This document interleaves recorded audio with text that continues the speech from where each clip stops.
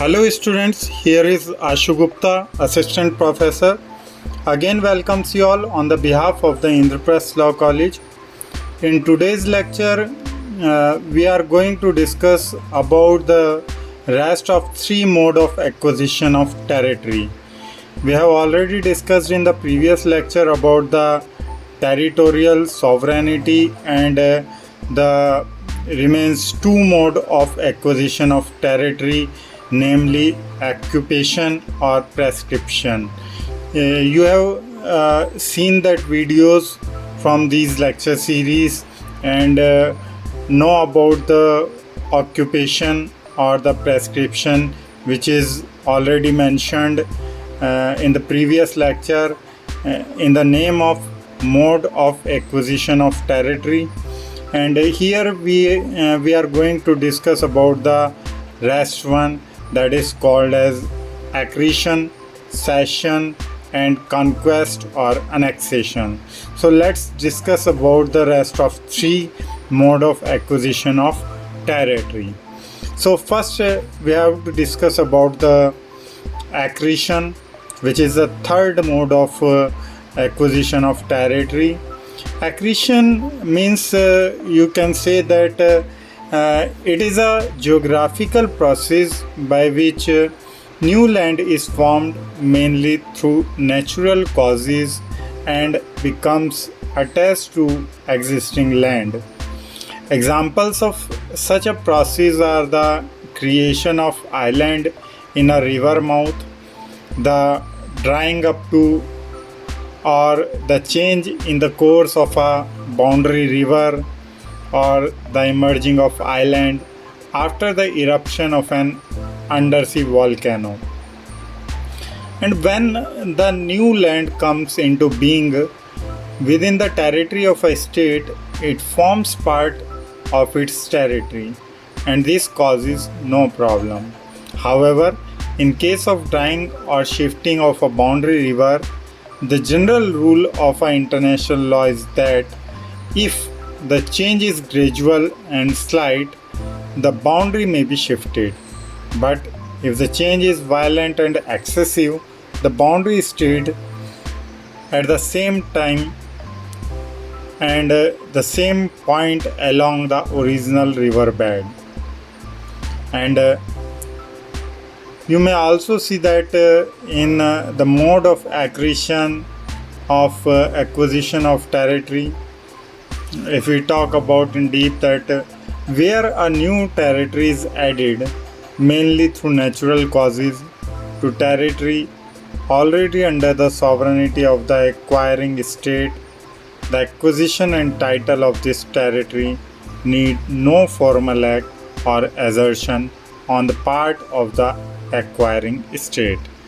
So this is the whole concept of the accretion given under the mode of acquisition of territory in the chapter of territorial sovereignty under the subject of international law. Now we are going to discuss about the next mode of acquisition of territory, which is known as cession. Cession of territory is a transfer of sovereignty from one sovereign to another. Its basis lies in the intention of the concerned parties to transfer sovereignty over the territory in question, and it rests on the principle that the right of transferring its territory is a fundamental attribute of the sovereignty of a state. It occurs by means of an agreement between the ceding and the acquiring states.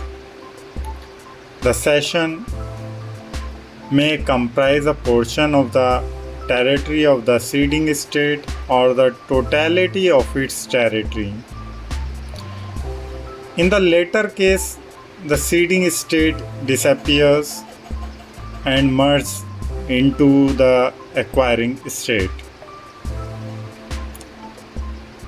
Cession of territory may be voluntary as a result of a purchase, an exchange, a gift, a voluntary merger, or any other voluntary manner, or it may be made under compulsion as a result of a war or any use of force against a ceding state.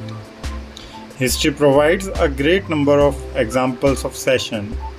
Examples of voluntary cession are the United States purchase of Alaska from Russia in 1867. That is the most vulnerable example of Alaska. And the next one is the exchange of a portion Bessarabia by Romania to Russia in exchange of the Brubja in 1878.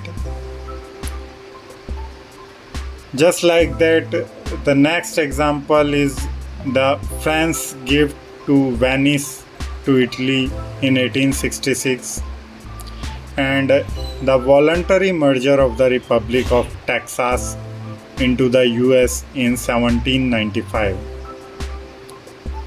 And the examples of cession as a result of a war are the cession to Germany by France of the region of Alaska Lorraine in 1871 and the merger of Korea into Japan in 1910. These are the major examples in regard to the cession, and these are the basic concepts which is developed in the international law as the mode of cession in terms of acquisition of territory. In this continuation, the last mode of that acquisition of territory, that was conquest and annexation. So let us discuss about this fifth mode of acquisition of territory. That one is conquest and annexation. If we talk about this mode, so conquest is an act of defeating an opponent state and occupying all or part of its territory. And annexation is the extension of sovereignty over a territory by its inclusion into the state. Under traditional international law, conquest did not of itself constitute a basis of title to the land. It was merely a military occupation. If followed by a formal annexation of the conquered territory, then it was called subjugation and could be considered a valid derivative title to territory. Accordingly, conquest followed by annexation constituted a mode to transfer the title of the conquered territory to conqueror. Like compulsory cession, conquest followed by annexation would transfer territory by compulsion, but unlike cession, it involved no agreement between the concerned parties. While the acquisition of territory through conquest followed by annexation was an accepted mode of acquiring title to territory under traditional international law, it is no longer legal at modern times. The acquisition of territory through the use of force is outlined by paragraph 4 of Article 2 of the Charter of United Nations, which obliges the member states to refrain from the use of force against the territorial integrity or political independence of any state. This same principle is reaffirmed in 1970 General Assembly, Declaration on Principles of International Law concerning friendly relations and cooperation among states in accordance with the UN Charter. This declaration adds that the territory of a state in accordance with the Charter of the United Nations. This declaration adds that the territory of a state shall not be the object of acquisition of another state resulting from the threat or use of force, and that no territorial acquisition resulting from such act shall be recognized as legal. Although today conquest is not a legal mode of acquiring title to territory, it does give the victor certain rights under international law as regards the occupied territory, such as rights of belligerent occupation. The territory remains the legal possession of the ousted sovereign because sovereignty does not pass by conquest to the occupying state, although it may pass in certain cases where the legal status of the territory occupied is in dispute prior to the conquest. And at present time, acquisition of territory following a war would require further international action in addition to international legislation to annex. And such further international action would be either a treaty of cession by the former sovereign or international recognition. Modern examples of annexation following conquest are Israel's annexation of the Golan Heights and the East Jerusalem, and Iraq's annexation of Kuwait in 1990.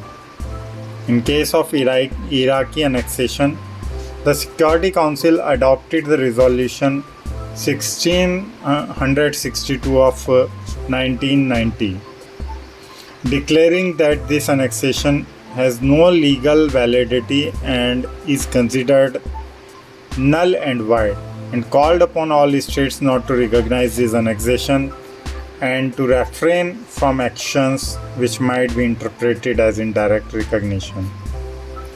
Corresponding the modes of acquiring territory, there are modes of losing it. Territory may be lost by express declaration or conduct, such as a treaty of cession or acceptance of cession, by conquest, by erosion, or natural geographic activities, by prescription or by abandonment. So these are the basic conditions or the basic principles which are given under the mode of conquest and annexation in the chapter of territorial sovereignty in the name of acquisition of territory, and that is the basic provisions regarding the territorial sovereignty, which how to know as a law student to you, and hope the whole things have been clear to you, and you have mentioned it into your notepad, and you have enumerated it into your study. We wish you for a great success in the upcoming future, and we will meet soon again with the next lecture. Thank you very much.